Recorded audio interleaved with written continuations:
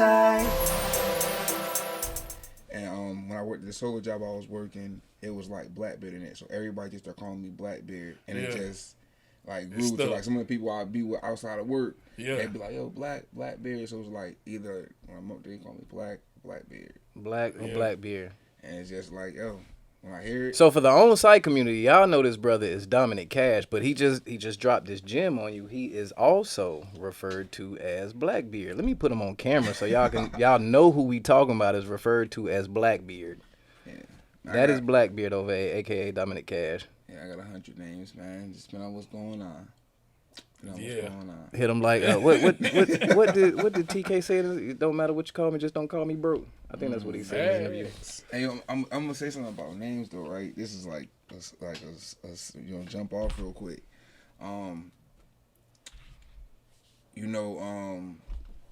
Lyric, he doing the video or not, he kind of tapping in working with King George. So like he was putting me just on like some like intel on like on King George. Like I've heard of the song. I thought he was an old dude. I didn't know that this dude was 27 years old. Right. But King George actually went by the name of Young Holiday like 2 years ago. This was the name he was going by as a rapper. Rapping like everybody else. He released music under that name. Like his main page that he still operates off of is under the name Young Holiday. Okay. But he like was doing like the rap. He sounded like the regular Atlanta rapper or whatever. Right. And it's like that sound. And it was just like this dude was in this pocket of being Young Holiday for like 5 years and got no leadway.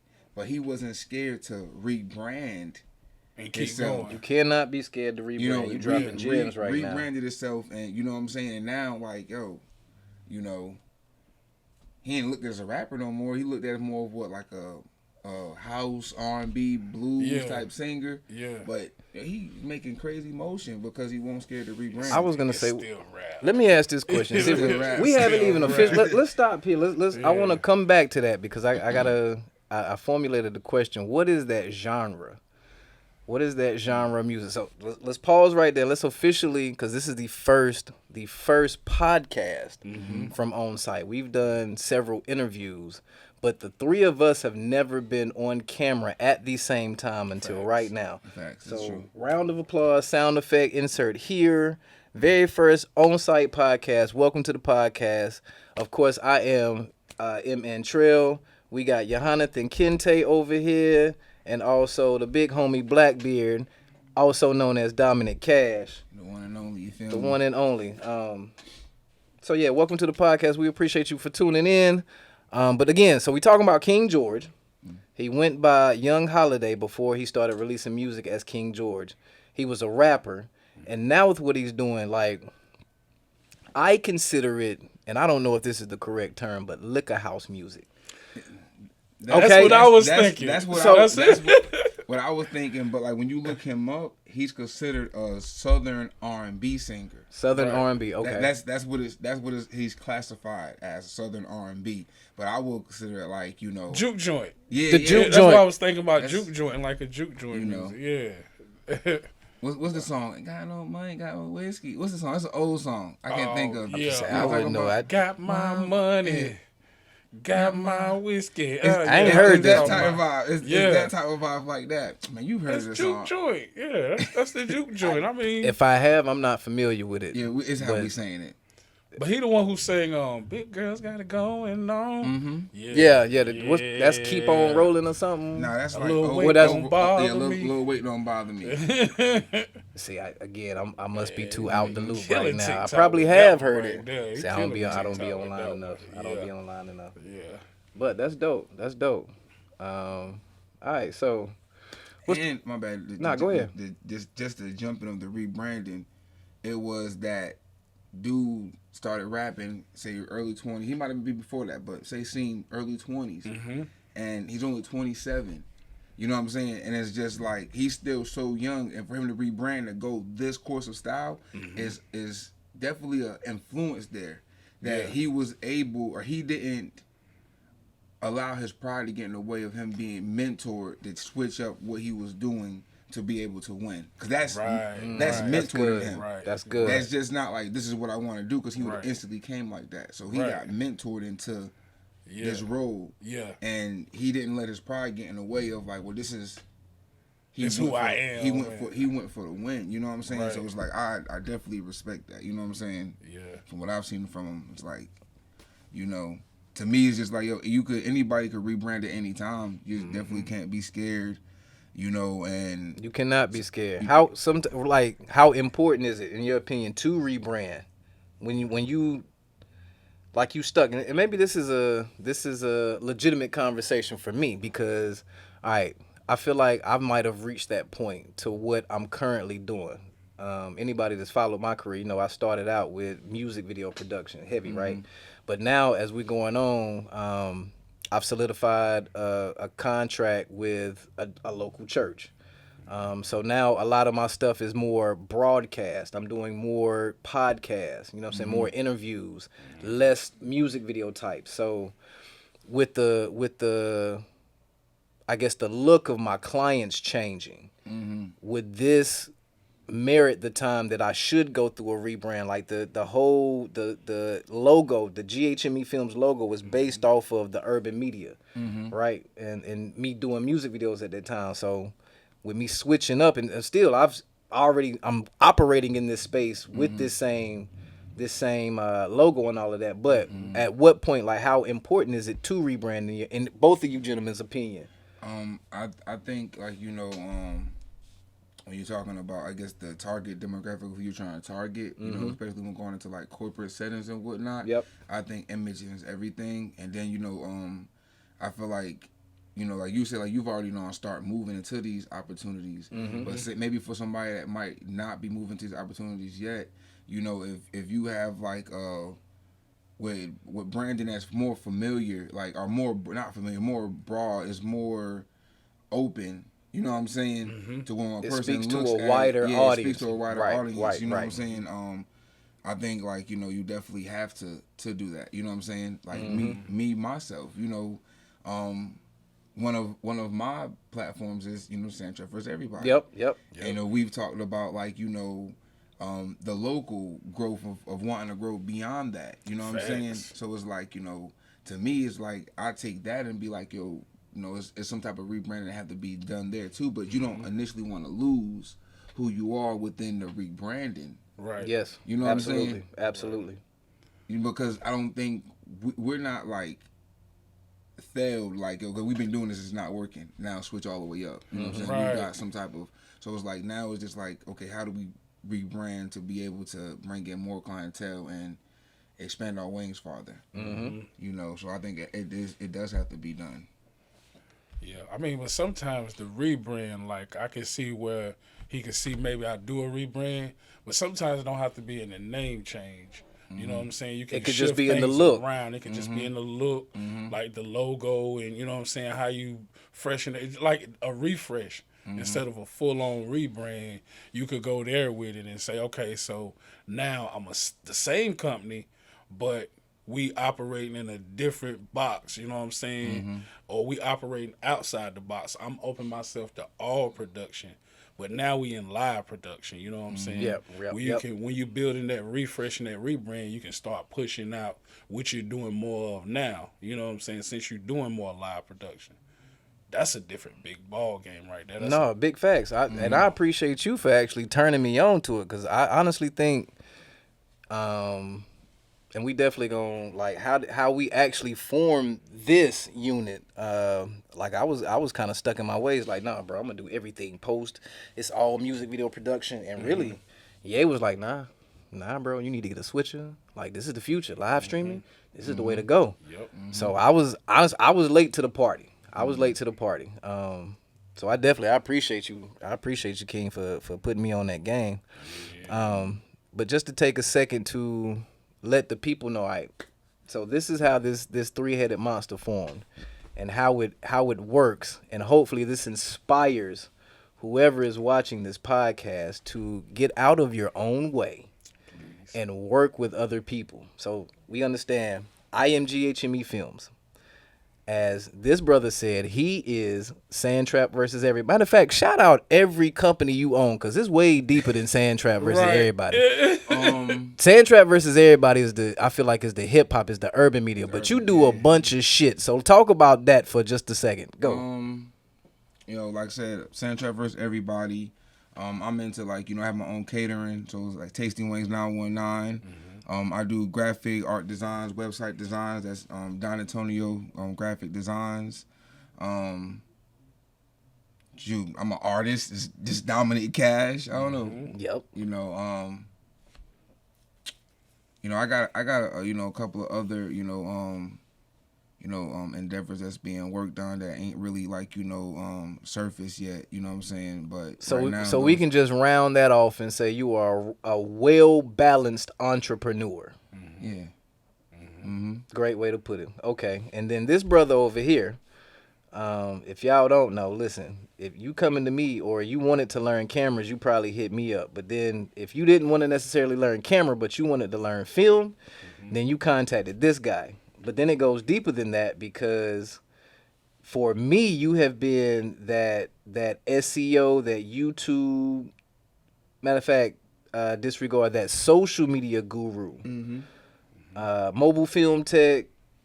So talk about, like, your stuff for a second. I mean, it started with the phone. Like, I didn't want to go buy a camera. I was being cheap. I was like, I don't want to get no camera. So I got the phone and I was like, all right, now that I want to learn camera, the thing I need to do is I need to find me a sensei. You know what I'm saying? So, like, online, like, I had met a guy and I was dealing with it on the phone.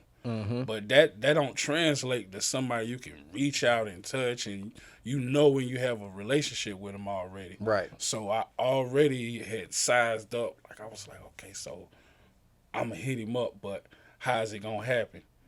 It just happened. Like, it just happened. One day I was talking to Vito Stretch. Yep, shout out Vito, Carolina State of Mind. State of Mind. And Vito brought up the podcast situation like years before, and I was like, I wasn't seriously, like, into doing it.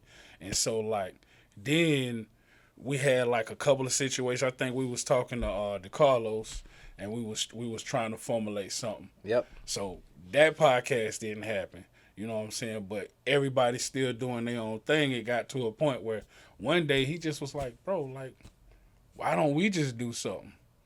Because I was like, I ain't on the type time to just step out there and do that type thing myself. And then he was like, well, and you come in and we'll do the interviews. Yep. We'll do a few. We'll see how it goes. You know what I'm saying? So I'll even elaborate on that. I'm going to tell you what the inspiration of what got us started was, shout out to, I want to say, Aze Production. If I pronounced that wrong, please forgive me. 4 Shooters Only on YouTube. They started doing, was it called From the Block, from the Trap, something like that. Off the block, where it's basically a performance video. It was a microphone hanging from the sky in the middle of wherever they were. Well, I saw that, got inspired, hit up this brother like, listen, I'm feeling inspired, I'm feeling creative, let's do something. Let me see if I can get an artist to my crib in 20 minutes. By the time you get from your house to my crib, let's see if I can get somebody here. And sure enough, by the time he pulled up, the captain, shout out to the captain, the very first recording. Yeah. I just hit his phone like, yo, come drop a verse on me real quick. Like, say, let's bet. And then we just been pushing ever since. So, again, we all have our own thing, but it was important to come together and to show the unity, because, and let's just talk about it. This is OnSight. Nothing is off topic. We are from a small market that is basically what we like to call the crab in the bucket mentality, where nobody really wants to see the other person get ahead. So we just felt like, in order to help people overcome this, why not let us be the example? So we all individually do great stuff, but at the same time, does that mean we can't come together and get money and build and bring people value the same way? like, how many other cultures do we see do this shit? You know what I'm saying? Like, realistically, you get the Hispanic community. They will come here and put 10 of them in a house. And we look at them and laugh, right?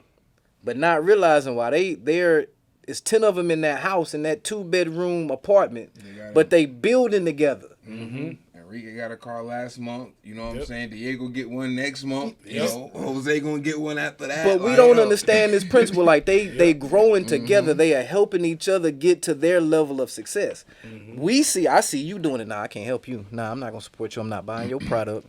I'm not sharing out your stuff. Nah, I hate you. But why?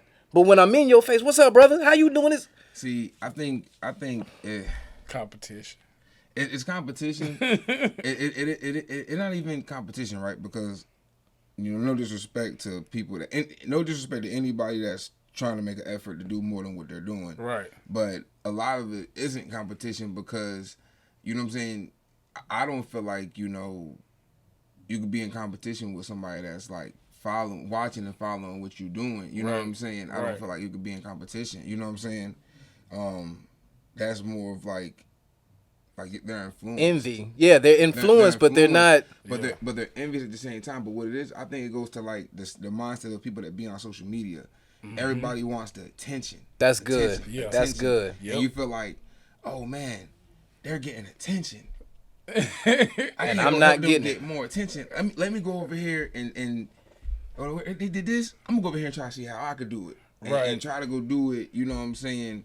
You know, better, or run off with a partial formula. You don't got the whole formula, and then it's not you know, working. But I think it really goes down to attention. Envy is in there. You know what I'm saying? Because in a small town, nobody wants to see nobody step ahead of them. Right. You know what I'm saying? And when you get up like that crab in the bucket, they want to pull you back. Hold on, we down here. Yeah. We here. You know what I'm saying? You can't get more shine than me. It's crazy. Man. It's a mentality, but like I said, man, I think it definitely goes down to attention, man. So that social media, you know. So how do we break that stigma? Like, we want to see the community grow. We want to see, like, we started this because the artists that did not have the resources and the network to be able to come out and find a promoter to put a show together or find a DJ to spin their record, right? They didn't have the resources to get a music video. They didn't know how to get their stuff formulating on social media. Right? We just said, all right, we're going to create something. And of course, let's just put this out there. No, it is no longer free. It started free when we were building. It is now established, and it is no longer free. That's that. But facts. I mean, this is OnSight. You just gotta say it. You gotta be saying. Hey, but if once in my inbox, they already know it's not free. You know, so. But now at this point, like, people see the value that we bring in the services, right? So how do we overcome that and actually say, hey, I'm like, I agree it's a mentality. How do we reverse that to say they're doing better than me, but to now say or look at it as, okay, this is a chance for me to invest in myself or a chance for me to grow in my field of what it is that I want to do. Like, you know, one of the biggest things we always bring up whenever we like talking about communities coming together, everybody always say Atlanta. Look at how they do it in Atlanta. Look at how they do it in Atlanta. But see, like, what we doing is we didn't stop. There was never no point where we said, oh, well, we don't need anybody else with us. Right. Everybody else just cornered themselves off from us and decided that, there's just OnSight. He didn't stop being SantrapVsEverybody. You didn't stop being GHMEFilms. True. And I didn't stop being MobileFilmTech. We operate total different entities. And we invited people continuously to come and try to make this a big bag, because you have to have more. Like, it's just like, okay, I'm a geek out right quick. It's like Lord of the Rings. Yep. Lord of the Rings, they had to make Sauron turn his eye and look at them so that they could even get the final attack on. You know what I'm saying? Just to help the other guys make it so they can get to the mountain. And that's what we got to do. We got to get the attention of the industry on us. And it's not just for Santrap, it's for North Carolina, because at this point now, like, it's a little weak for us to have. Look at J. Cole. This ain't and no knock on none of the other artists that came before him, like Small World and Petey Pablo. Right. The level that J. Cole is doing it at this point, if you don't have a flood or influx of artists right behind him, like you got Moray and now you getting sprinkles of artists in, if you don't have that flood, then the community ain't building itself. It's going to, after a while, it's like a championship team. They get a few championships, but they fall short of being a dynasty. You know what I'm saying? And so that's what Atlanta did. Atlanta went and built their city into a dynasty to where people now, I got to go to Atlanta to make it. You know what I'm saying? I think that's because it won't, no type of my bad, bless me. Excuse you. I don't think it was no type of like envy. Like the thing about Atlanta artists, if you're truly from Atlanta or like the surrounding areas, then they automatically support you. You know what I'm saying? Right. I think the artists that's from outside states and go there, they don't initially get that support that they give in Atlanta. They gotta actually still grind this shit out. Right. But Atlanta, they just have that community of support to where it's like, oh shoot.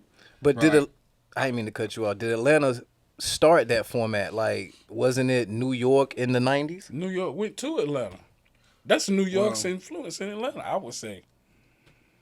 I don't disagree. Cash? I would say that if you thinking about like, clique unity of like, of rappers, right?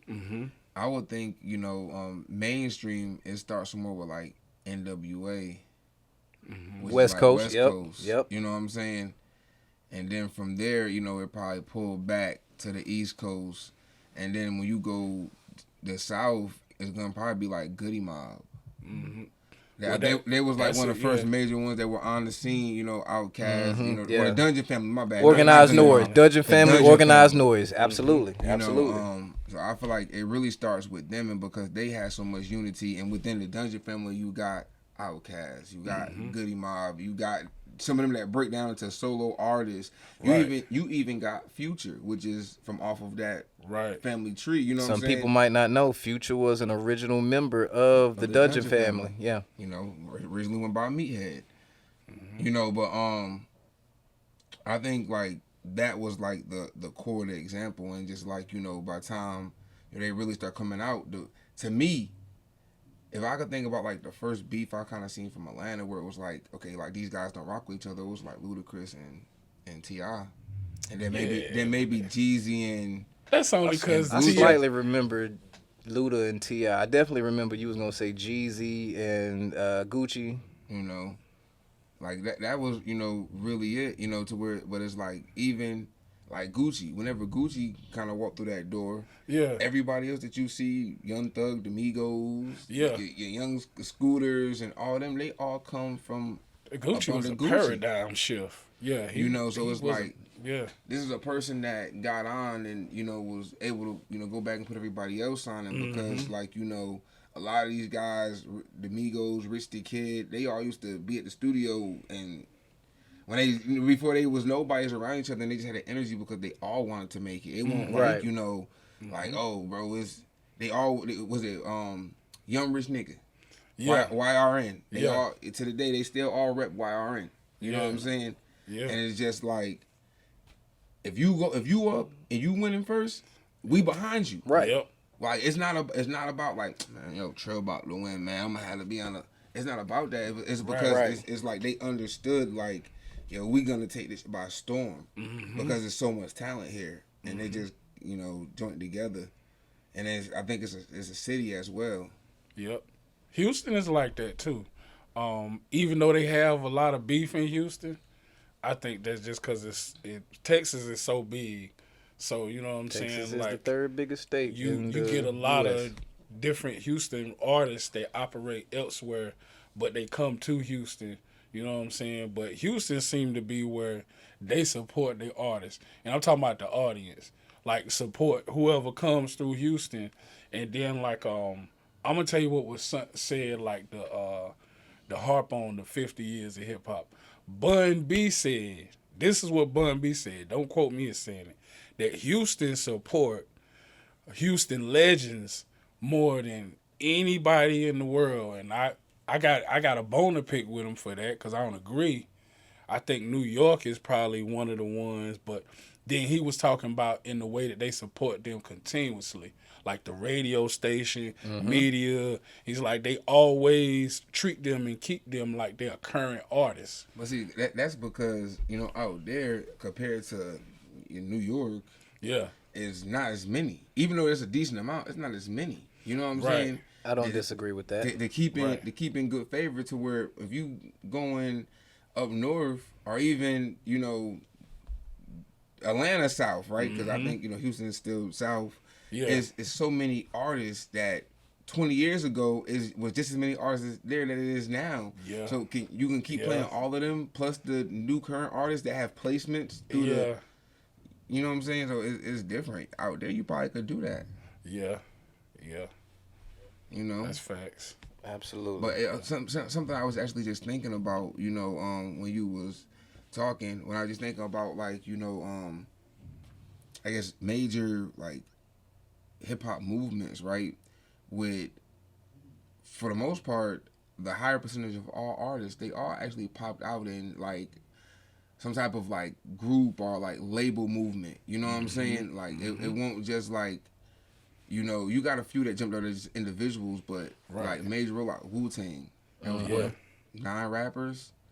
So we that was definitely an era.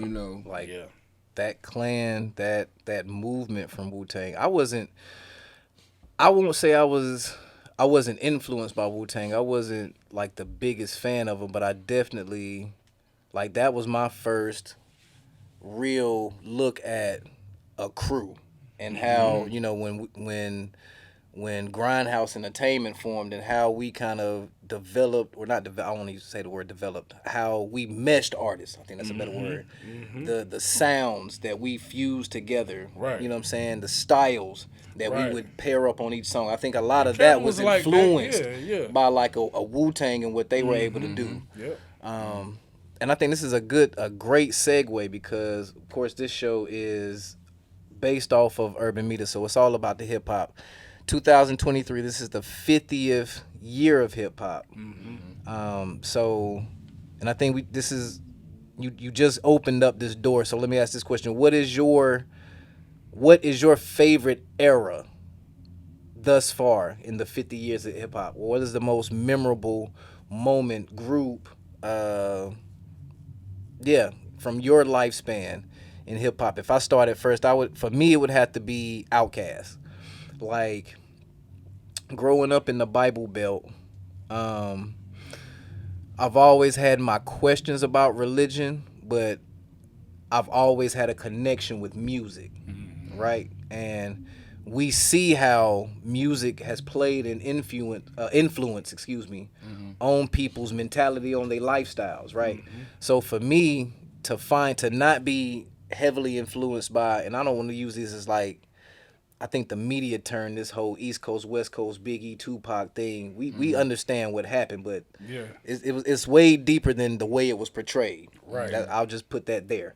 So for me to kind of hear Organized Noise, Outkast, Dungeon Family, and to take in those stories, that style, for me to be heavily influenced, like, if we were to give our top 5 rappers, Andre 3000 is number 1 on my list.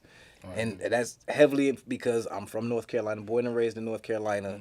The sounds of that movement from, like you said, Atlanta, during the early 90s, before it really popped off to what it is today. Like, that Outkast, Dungeon Family, that is my big moment in hip hop. So, what would be your big moment in hip hop, or your most memorable moment for hip hop? Man, like Hard Knock Life. Like a lot of people, like the first time I was a hip hop head, but as soon as I heard Hard Knock Life, the song, you know what I'm saying? I was like, hold up. That Annie sample, I had to yes, sir. go back and listen to him some more, and because what it was it was like it's a smart guy rapping, you know what I'm saying?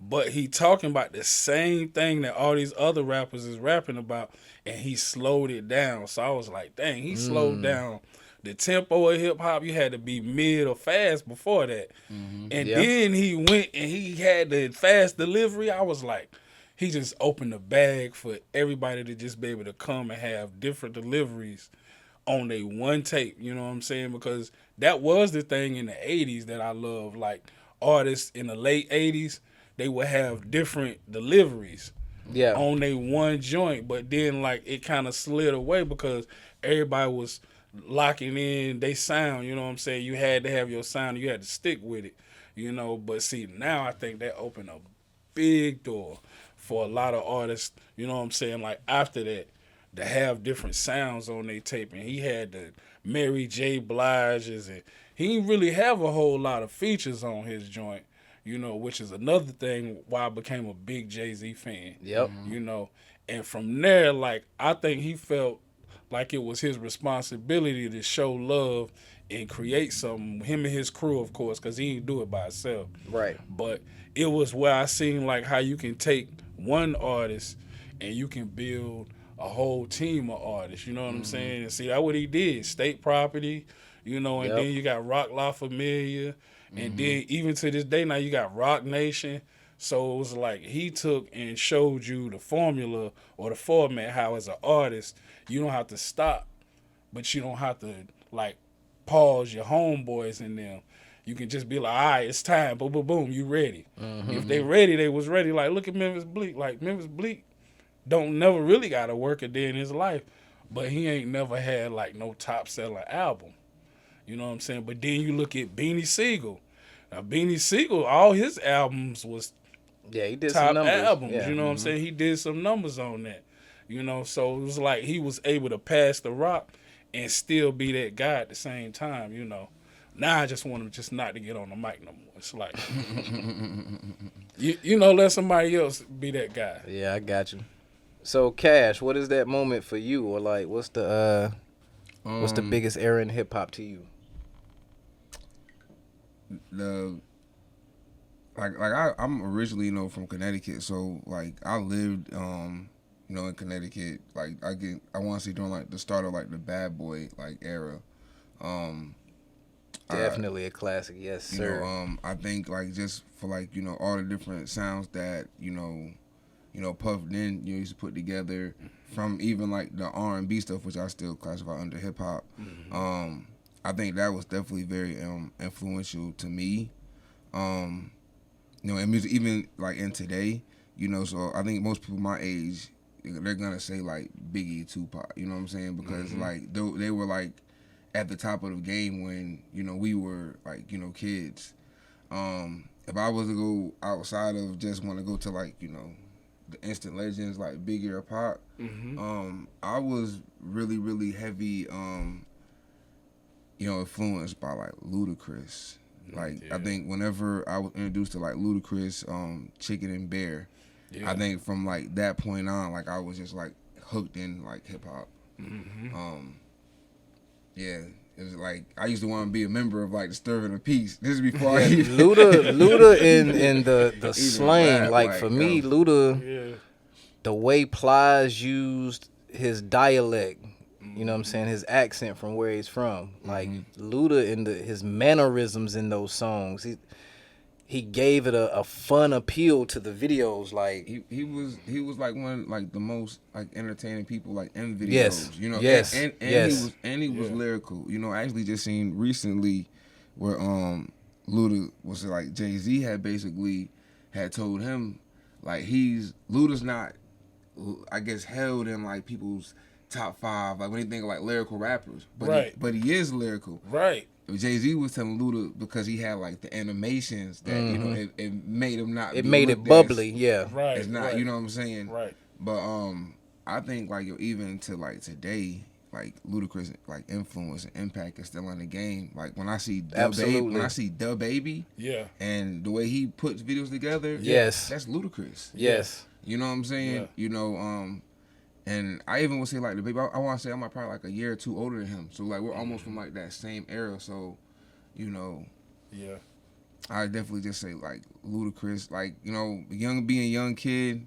Like Bad Boy, I think Bad Boy was a major, Bad Boy was definitely a major era. Man, you cannot dispute what Diddy, Puff Daddy, whatever you're gonna call him, was able to do and still doing. Honestly, like, yeah, that was a very, very.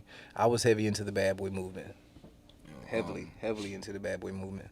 They was just talking about. I don't know if y'all seen this, but they was just talking about where he opened up the vaults to pay his artists. I did see that. All their publishing money. Some of those artists actually came out and spoke on that. Yeah. Saying like he gave them the rights to their publishing, but basically they're saying like, within some of them, it's like there's no money, in it now. You know what I'm saying? He already made all the money on it. Made all the money, because, I guess they could have the publishing, but if nobody's is streaming, listening to the song, checking for the song, then when are you getting paid? You just own the rights to it. That's you know what I'm saying? Yeah, it's not like what Snoop did. Snoop went and bought the company and then opened the books to all the artists, even for their back pay, like money that they was owed, that money that was piling up. He gave them that money now. You know what I'm saying? And the thing that P. Diddy could have did was like, all right, I'm going to license your music. I'm going to help you get it licensed so it's across the board. Because sync licensing is where you're going to get your money at with an old song. Gems. That's where you're going to get your money at with an old song because they're going to show up in these movies. So if he would have did the same thing that Snoop did, I would be like, all right, he doing it. But see, what you saying that it's like they done took all the seasoning out of it. It's like somebody went into some chips and licked all the chips and put them back. You know what I'm saying? Yeah. Like he done got all the money could be made. But I mean, I just wanted to talk on that because that's hip hop. One of the things that I actually see a lot of older artists doing now too is basically going to get like their music remastered. Like the remastering your music is like a loophole to where you can get back the ownership and the rights to your music because you re-recorded it. I've been seeing like a lot of major artists do that. Either they're selling their catalogs, or they're re-recording them. Yeah, I seen the catalog. A lot of catalog getting sold. Dr. Dre just got a bag off of catalog. Come on, man. The game is going to reinvent itself time after time after time. So I think the way we end this episode, this segment, is by saying, and for any artist that is watching that isn't, if you haven't heard this lesson yet, understand this. You need to know the business for yourself. Yes. Don't employ somebody and expect them to handle everything, be responsible for everything. When you put people in those positions, you will get burned. You need to know what is going on. So when they spit this verbiage back at you, they're showing you these numbers, then you are not a deer in headlights and you have no clue of what's going on. Yeah. Know the business for yourself. And let me just like add to that. Definitely, know the business for yourself. Just for like, the opportunity to come across you. Like I said, you're not, you're not blindsided. But at the same time, I feel like as an artist, your goal should be to really get out here and like really work your ass off and accomplish the things that you need to accomplish on your own. Absolutely. I feel like whenever you got the mindset in like you're looking to be signed by a label, you're actually just looking for somebody to do the work for you. You're asking somebody to take advantage of you. You're actually being lazy, and you know what I'm saying. And that's just realistic. That's just the reality to it. You know what I'm saying. And the industry on the flip side is looking for the person that is actively working their ass off, putting in the time, has established their own brand, their own following. The label just simply wants to say you're a ready-made product that we can invest money into to increase your reach. That's it. this is our buy-in, or this is what you're agreeing, or we're agreeing to give to you, and this is what you're accepting. That's all a label is going to do. If you've established yourself, then study La Russell. If y'all don't know who La Russell is, study La Russell. Yes. That's the end of the podcast. We ain't saying no more. Come back for the next gems. Study La Russell. Facts. Closing arguments. Closing statements. Go. You know, I don't really got, you know, too much to say. You just dropped it on them. I'm just gonna just stand down, like, you know, what we were talking about the business. You know, definitely, you know, learn the business for yourself. You know, don't be afraid to take advice or rebrand yourself. You know what I'm saying? And just have faith in yourself, man. That's all. Facts. That's all I got to say. Facts. Yay, what you got? This is what I got to say. For all the creatives out there, if you ain't connected to nobody and you willing to work, you know what I'm saying, and you willing to, like, mess around and learn some things, because that's what people don't understand, like, when you dealing with us. You going to learn some things, and we going to learn some stuff too, because we ain't closed to learning, but you going to learn some things. That's the creatives. To businesses, if you want to sponsor somebody that's really that's on a fast track, that's moving along, and we already got a vine into North Carolina, outside of North Carolina, you want to get your brand out there so that you can grow and promote your business on video and on social media, have us in mind, because we ain't closed the doors on nothing yet. But the one thing that I always hear people say, you know what I'm saying, when they get in traction, they'll be like, when this train take off, they better not try to get on it then. Hey, well, listen, if the train take off, you better be trying to hop on the caboose. Facts. Try to hop on the caboose. At the end, the train might not stop, but the train is not going to stop. It's trailers to the train, and that's exactly just to tie it back together. That's what the industry is saying. If you catch up to where we are, then we'll open the door. But you got to put your running shoes on. You got to run that leg and this daggone 4x4 like the U.S. women did. You got to be that second chick. You got to pick that speed up and catch us to get in. And don't be afraid to spend no money. Like, it's an investment. You gotta spend money to make money. It's an investment. Invest into yourself. Invest into yourself. Yes. I'm a hit them with the tagline: grind defines your work ethic. If you grind hard, then you will meet your expectation. It's as simple as that. Every single time. Every single time. That's it. We out of here. Catch us next time.